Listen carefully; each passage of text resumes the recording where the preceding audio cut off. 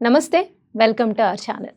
ప్రముఖ ఆధ్యాత్మికవేత్త, ఆస్ట్రాలజర్ అనంత్ కుమార్ శర్మ గారు ఉన్నారు. వారితో మాట్లాడదాం. నమస్తే అండి. ఓం గం గణపతే నమః. ఈ మధ్య కాలంలో మొబైల్ ఫోన్స్ వచ్చాక అందరికీ జ్ఞాపక శక్తి తగ్గిపోతుందండి, పెద్దవాళ్ళకి కానీ పిల్లలకి కానీ. బట్ మనకి కొంచెం అటు ఇటు ఉన్నా పర్వాలేదు. చిన్నపిల్లలు ఈ మొబైల్ ఫోన్స్కి ఎడిక్ట్ అయిపోయి, ఆ గేమ్స్కి ఎడిక్ట్ అయిపోయి, చదువు మీద ధ్యాస పెట్టకుండా వాళ్ళు జ్ఞాపక శక్తి తగ్గిపోయి చదివింది గుర్తుండదు, పరీక్షల్లో అనుకున్నన్ని మార్క్స్ రావు. నిజంగా ఇది తల్లిదండ్రులకి ఒక విషమ పరీక్షలా ఉంది. పిల్లల్ని ఈ రోజుల్లో చదివించాలన్నా, స్కూల్స్కి పంపించాలన్నా, వాళ్ళు ఎగ్జామ్ రాయడం కాదు, వీళ్ళకి వాళ్ళు బయటకు వచ్చే వరకు విపరీతమైన టెన్షన్, మానసిక ఆందోళన. అంటే ఒక ఇంటర్ చదివే పిల్లవాడు 10th దగ్గర నుంచి ఇంటరు, ఇంజనీరింగో లేకపోతే మెడిసిన్కో వెళ్లే వరకు ఒకటి ఈ మీడియా ప్రభావం వల్ల ఎటు దారి తప్పుతాడో తెలియదు. ఇవి నానా చెత్త అన్నీ వస్తున్నాయి అందులో. అది కాకుండా చదివింది వాళ్ళు చదువు కూడా ఇప్పుడు ఈ కరోనా దగ్గర నుంచి ల్యాప్టాప్స్, మొబైల్స్ లో వచ్చేసింది. వాడు చదువుతున్నాడో తెలియదు, ఆన్లైన్ క్లాసెస్ చూస్తున్నాడో తెలియదు. అలా అని వాడిని ఎప్పుడు చూస్తూ ఉంటే వాడు అంటే నా మీద నమ్మకం లేదా అని అడిగే పిల్లలు ఉంటారు. కోపం వస్తుంది వాళ్ళకి. కోపం కూడా చాలా ఎక్కువైపోతుంది ఈ రోజుల్లో పిల్లలకి.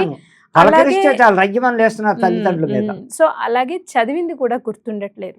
చదివింది గుర్తుండి పిల్లలకి మంచి ర్యాంకులు వచ్చి, మంచి మార్కులు సాధించి, వాళ్ళు అనుకున్న లక్ష్యాలను చేరాలంటే ఏ దేవీ దేవత ఆరాధన చేయాలి, ఎలా చేయాలి అనేది కూడా మీరు వివరించండి. అమ్మా, ఈవేళ ప్రతి చోట ప్రపంచం అంతటా సెల్ ఫోన్లు వచ్చాక పిల్లలు రకరకాల వేషాలు వేస్తున్నారు. మనకు చెప్పేదోటి వాళ్ళు చేసేది చాటింగ్లు చూడడం, వాట్సాప్లో రకరకాలు పెట్టడం. ఈ పిల్లలు తగులడిపోతున్నారు. ఆడపిల్లలు, మగపిల్లలు కూడా ఎవరు చెప్పిన మాట, తల్లిదండ్రుల మాట వింటలేదు. వాళ్ళ వయసుకు తగ్గ పనులు చెయ్యట్లేదు. అంటే పిల్లల్ని అనే ముందు తల్లిదండ్రులు కూడా ఇదే చూస్తూ ఉన్నారు కాబట్టి వీళ్ళని చూస్తే ఇంకా పోతే ఇది ఎందుకయ్యా పిల్లలు ఇలా చదువు సంఖ్యలకు దూరం అవుతున్నారు, జ్ఞాపక శక్తి తగ్గుతుందంటే ఈ వాట్సాప్ ఫోన్లు వచ్చాక. దీనివల్ల తల్లిదండ్రులు అదే పని చేస్తున్నారు. ఇళ్లలో కూర్చుని ఖాళీ దొరికితే వాళ్ళు కూడా ఇంట్లో వాట్సాప్లు చూసుకుంటూ కూర్చుంటూ పిల్లలు పట్టించుకోకపోవడం, బయటికి వెళ్ళారో తెలియదు, ఇంట్లోకి ఎవరైనా వచ్చారో లేదో తెలియకుండా అదే చేస్తలో కూర్చుని వీళ్ళు కూడా చేసుకోవడం వల్ల పిల్లలకి అనర్థాలు పెరిగిపోతున్నాయి ప్రతి ఇంట్లో. వాళ్ళని చూసి పిల్లలు కూడా తగులడుతున్నారు, చదువు సంఖ్యలకు దూరం అవుతున్నారు. చదువుకోవడం మందమార్పు ఎక్కువైపోతుంది. ఒకవేళ చదువున ఇదో కాసేపు దీంతో వాట్సాప్ లో ఆడుకోవడం, అవన్నీ చూడడం, అవి చూశాకే వీళ్ళు పరీక్షకి వెళ్తే అక్కడికి వెళ్ళాక జ్ఞాపకశక్తి వలన అక్కడ ఫెయిల్యూర్ అవడం, ఇవన్నీ జరుగుతున్నాయి. ఇవన్నీ జరగకుండా ఉండడానికి ఎవరిని పూజిస్తే, ఏ దైవారాధన చేస్తే ఎక్కువగా ఈ మనకి జ్ఞాపక శక్తి వచ్చి చదువులో పైకి రావడానికి, ఇంట్లో తల్లిదండ్రులు కూడా మారడానికి ఏ దైవారాధన చేయాలంటే ప్రతి గురువారం మేధాదక్షిణామూర్తిని ప్రతి గురువారం, అందులో గురు పుష్యయోగం అనేది వస్తూ ఉంటుంది మధ్యలో. పుష్యమి నాడు వస్తూ ఉంటాయి. ఒక్కరోజు గురువారం నాడు గురు పుష్యయోగం నాడు వచ్చినప్పుడు కూడా చాలా ఎక్కువగా మేధాదక్షిణామూర్తిని కొలవడం వలన, ఆయన నమ్ముకోవడం వలన, ఆయన స్తోత్రాలు పఠించడం వలన మేధాదక్షిణామూర్తి చాలా పవర్ఫుల్. అలాగే ప్రతి గురువారం ఏం చేయాలి అంటే పిల్లలు ఒక ఏజ్ వచ్చిన వాళ్ళు, 20-18 ఏళ్ళు వచ్చిన వాళ్ళు తల్లిదండ్రులు ఈ మేధాదక్షిణామూర్తి గుడికి రావడం, 9 ప్రదక్షిణాలు చేయడం, చక్కగా అక్కడ శనగల దండ ముందు రోజు రాత్రే, బుధవారం నాడు రాత్రే శనగలు నానపెట్టుకోవడం, మొన్నాడు ఉదయం పసుపు దారంతో ఆ శనగల దండ ఒక ఇక్కడ దాకా వచ్చేటట్టు గుచ్చడం, 2 దండలు 3 దండలు గుచ్చుకోవడం, తెల్లవారు పొద్దున్నే స్నానాలు చేసి మంచి బట్టలు వేసుకుని మేధాదక్షిణామూర్తి దేవాలయానికి వెళ్ళడం, అక్కడ అర్చన చేయడం, ఆయన దర్శనం చేసుకోవడం, ఆయన అభిషేకం చేస్తారు, అభిషేకం గుళ్ళో చేస్తారు.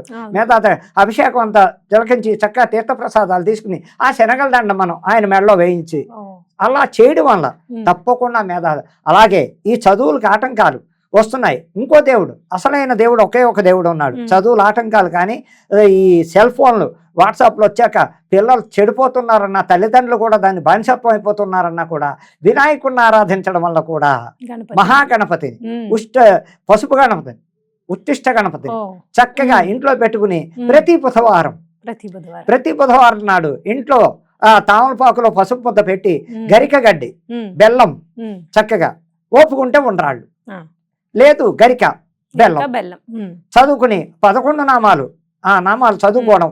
అలా చేస్తున్న వినాయకుడు కూడా శ్రద్ధాభక్తులు ఇచ్చి, చదువునిచ్చి, మనసు మార్చి వీళ్ళకి మంచి దారిలో పెట్టడం, వినాయకుడిని ఆరాధించడంలో కూడా చదువు సంధ్య లేని వాళ్ళకి ఈ వాట్సాప్లో ఆడుకోవడాలు తగ్గడానికి, జ్ఞాపకశక్తి పెరగాలంటే వినాయకుడిని కూడా ప్రతి బుధవారం చక్కగా ఆ బుధవారం వినాయకుడి గుడికి వెళ్ళడం, ఇంట్లోనే కాకలే గరికా బెల్లం పట్టుకెడితే చాలు, కొబ్బరికాయ, ఆ వినాయకుడి గుళ్ళో వాళ్ళ పేరుని అర్చన చేయించండి, గోత్రనామాలు చెప్పి అలా చేయించడం వల్ల కూడా ఇవన్నీ తగ్గి భక్తి పెరిగి ఆ వినాయకుడు వాళ్ళ మనసులోకి, ఈ దక్షిణామూర్తి వాళ్ళకి మైండ్లోకి వెళ్ళి దారి మళ్ళించి చదువు మీద భక్తి శ్రద్ధలు పెరిగి, అలాగే తల్లిదండ్రులు కూడా కొంచెం తగ్గుముఖం బట్టి, అయ్యో మన వల్లనే నా పిల్లలు చెడిపోతున్నారు, మనం ఇంత వయసు వచ్చి 40-50 ఏళ్ళు వచ్చినా మనకేమిటిదే ఆలోచించుకున్న ఆ తల్లిదండ్రులు కూడా సెల్ ఫోన్లు తగ్గించుకుంటే, వాట్సాప్లు తగ్గించుకుంటే, వాళ్ళు కూడా వీడియో గేమ్స్ అని ఎవరైనా సరే ఇది తగ్గించుకోవడం వలన చాలా ముందడుగు వేయడానికి, ప్రపంచంలో వచ్చిన జబ్బు ఏంటయ్యా అంటే వాళ్ళ ప్రతిదానికి వాట్సాప్ వాట్సాప్ వాట్సాప్.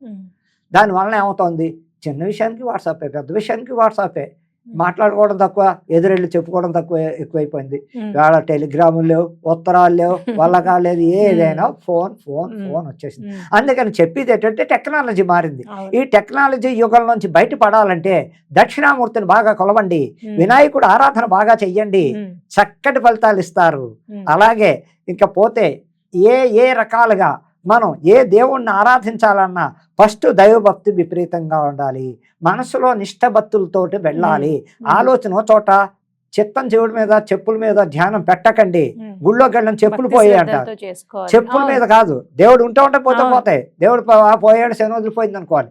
మనం వెళ్ళామా, మనం జాగ్రత్తగా ఫోన్ అన్ని సైలెంట్లో పెట్టుకోవడం, ఓ బ్యాగ్లో పెట్టుకోవడం, అసలు సైలెంట్లోనే ఉండాలి. ఫోన్ గుడికి వెళ్తున్నాం అంటే దాన్ని పట్టించుకోకుండా దర్శనం చేసుకోవడం, భక్తిగా అర్చన చేయించుకోవడం, ప్రదర్శనలు చేయడం, ప్రసాదం, అప్పుడు బయటకు వచ్చాక సెల్ ఫోన్ ఆన్ చేసుకోవడం, చక్కగా మిస్ కాల్ ఉన్నాయా లేకపోతే ఏదైనా వచ్చింది.